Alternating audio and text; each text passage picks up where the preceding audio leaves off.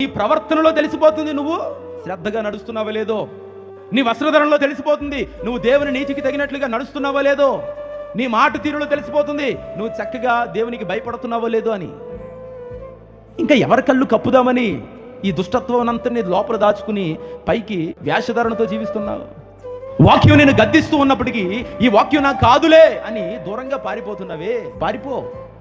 ఈ సంఘం కాకపోతే ఇంకో సంఘం, ఇంకో సంఘం కాకపోతే ఇంకో సంఘం, లేకపోతే సంఘానికే వెళ్లకుండా నువ్వు వీధులు ఎక్కడైనా తిరుగుతుంటే వీధి సువార్త ప్రకటించబడుతుంది. అప్పుడైనా దేవుని వాక్యం చేత నువ్వు గద్దించబడుతుంటే మారుతున్నావా? కఠినమైన హృదయం, మోడుబారిన హృదయం, క్రొవ్విన హృదయం అని దేవుడు ఎందుకు ఈ మాటల ద్వారా సంఘాన్ని హెచ్చరిస్తున్నాడు అంటే, సంఘం ఏం చేస్తుంది? వినుట మట్టుకు వింటున్నారు కానీ దాన్ని ఆచరించట్లేదు, దాన్ని అవలంబించట్లేదు. దేవుని వాక్యమని ఆత్మ ఖడ్గము మనం ధరించుకునే వారిగా ఉండాలంటే వాక్యము మనలో ఇమిడిపోవాలి. శోధన అనేది, ఉరి అనేది హఠాత్తుగా వస్తుంది, సడన్గా వస్తుంది. వెంటనే మనం సిద్ధంగా ఉంటే పోరాడగలుగుతాం.